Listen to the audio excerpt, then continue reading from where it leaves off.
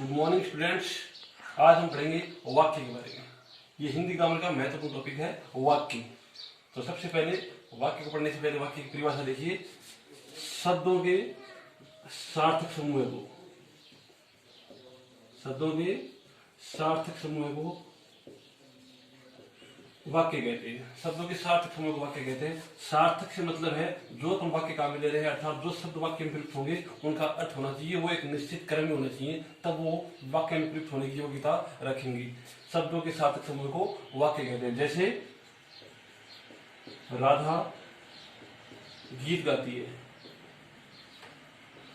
क्योंकि ये शब्दों का एक सार्थक समूह है, इसलिए हिंदी ग्रामर में वाक्य कहलाएगा। ये कर्ता कर्म क्रिया सब एक साथ दे कहते हैं, इसलिए हिंदी का वाक्य हो गया। अब देखो वाक्य कितने प्रकार के होते हैं। जो मोस्टली आपके सिलेबस में चलता है वो चलता है प्रयोग या रचना के आधार, प्रयोग या रचना के आधार पर। इसके अलावा भी वाक्य के दो भेद और होते हैं जो आपके सिलेबस में नहीं चलते। प्रयोग या रचना के आधार पर वाक्य होता है तीन प्रकार का। पहला होता है साधारण वाक्य, इसको सरल वाक्य भी बोलते हैं। दूसरा होता है संयुक्त वाक्य। तीसरा होता है मिश्र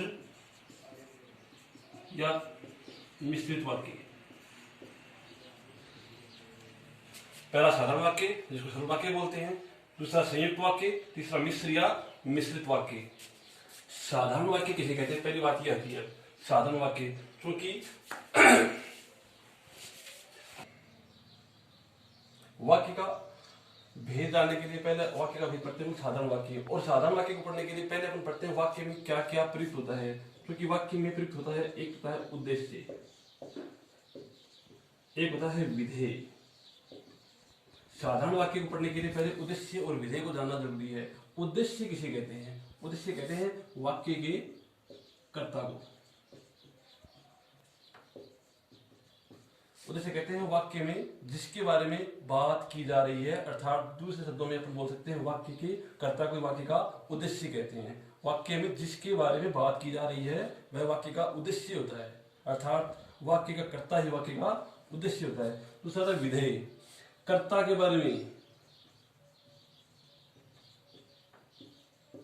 कर्ता के बारे में जो कुछ कहा जाए वाक्य में वह होता है विधेय, अर्थात तो शेष जो बच गया वो क्या होता है? विधेय।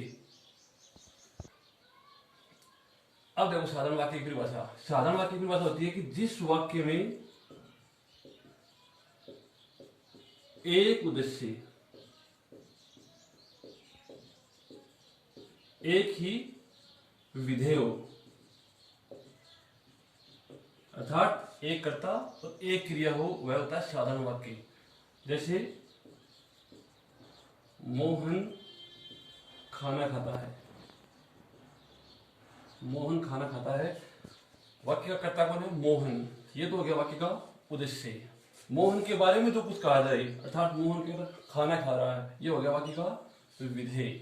ये साधारण वाक्य हो गया जिस वाक्य में एक उद्देश्य हो और एक विधेय। विधेय मतलब जो क्रिया कर रहा है वो, अर्थात खाना खा रहा है, ये उसकी क्रिया।